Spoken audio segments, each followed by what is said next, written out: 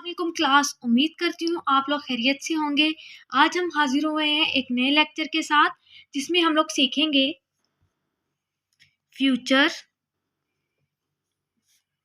Indefinite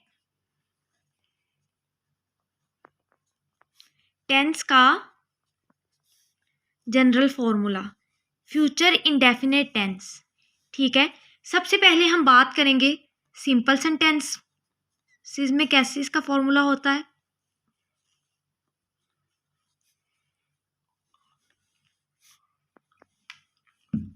जी, सबसे पहले simple sentences में यूज होता है सब्जेक्ट, फिर उसके बाद हेल्पिंग वर्ब शैल या विल, उसके बाद वर्ब की फर्स्ट फॉर्म,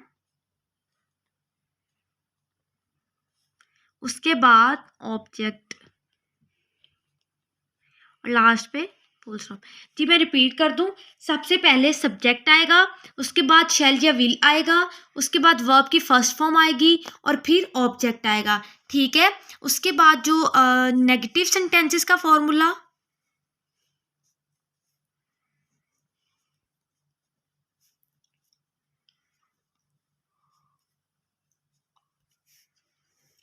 नेगेटिव सेंटेंसेस का फॉर्मूला, जी नेगेटिव सेंटेंसेस में सबसे पहले सब्जेक्ट, उसके बाद हेल्पिंग वर्ब शैल या विल, फिर उसके बाद नॉट, फिर वर्ब की फर्स्ट फॉर्म,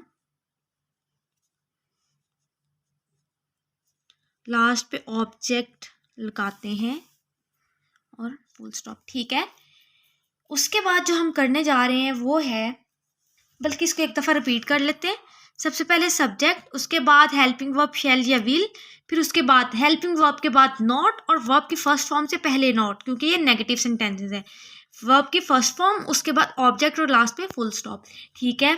इसके बाद हम करेंगे इंटेरोगेटिव सेंटेंसेस का जनरल फॉर्मूला।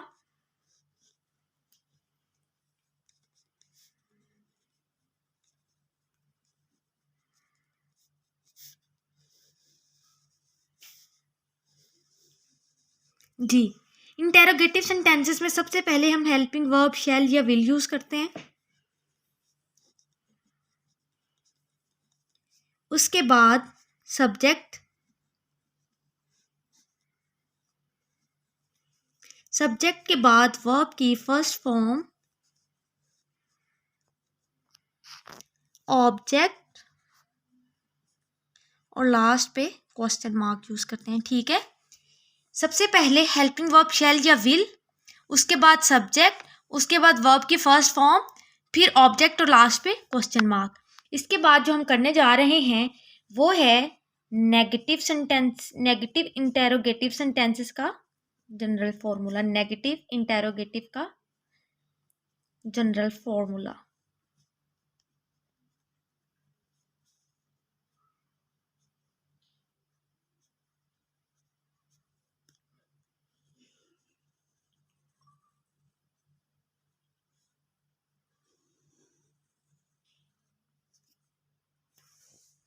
जी, सबसे पहले हेल्पिंग वर्ब शैल या विल आएगा, उसके बाद सब्जेक्ट आएगा, सब्जेक्ट के बाद नॉट आएगा, नॉट के बाद वर्ब की फर्स्ट फॉर्म आएगी, फर्स्ट फॉर्म के बाद ऑब्जेक्ट आएगा और ऑब्जेक्ट के बाद क्वेश्चन मार्क आएगा, ठीक। जी मैं रिपीट कर रही हूँ, सबसे पहले शैल आएगा, शैल या विल आएगा, उसके बाद सब्जेक्ट आएगा, सब्जेक्ट के बाद नॉट आएगा, नॉट के बाद वर्ब की फर्स्ट फॉर्म आएगी और फर्स्ट फॉर्म के बाद ऑब्जेक्ट आएगा और उसके बाद क्वेश्चन मार्क आएगा, ठीक है जी। इसके बाद है हमारे पास डबल नेगेटिव इंटेरोगेटिव सेंटेंसेस का general formula, double negative interrogative sentences का जनरल फॉर्मूला, ठीक है।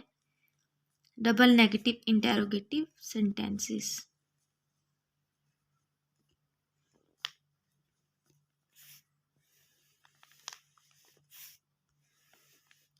जी इन सेंटेंसेस में सबसे पहले यूज होते हैं questioning word like what, who, how, इस तरह के वर्ड्स यूज होते हैं, क्वेश्चनिंग वर्ड्स।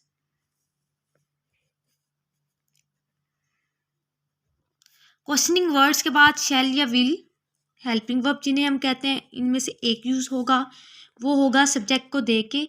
उसके बाद सब्जेक्ट यूज होगा, सब्जेक्ट के बाद नॉट यूज होगा, नॉट के बाद हमारे पास वर्ब की फर्स्ट फॉर्म यूज होगी,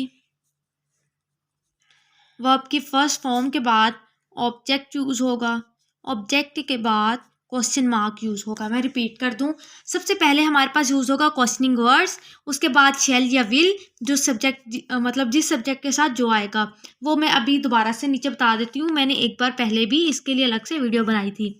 उसके बाद सब्जेक्ट यूज होगा, सब्जेक्ट के बाद नॉट यूज होगा, नॉट के बाद वर्ब की फर्स्ट फॉर्म, और फर्स्ट फॉर्म के बाद ऑब्जेक्ट और क्वेश्चन मार्क। क्वेश्चन मार्क लगाना बहुत ज़रूरी है, क्वेश्चन मार्क के बगैर आपका सेंटेंस गलत हो सकता है। उसके बाद जो हमारे पास है शैल किसके साथ, कौन कौन से सब्जेक्ट के साथ यूज होना है, और विल कौन कौन से सब्जेक्ट के साथ यूज होना है। शैल यूज होगा आई या वी के साथ, और बाकी जो हमारे पास हेल्पिंग वर्ब्स रह जाते हैं जैसे he, she, it, singular name,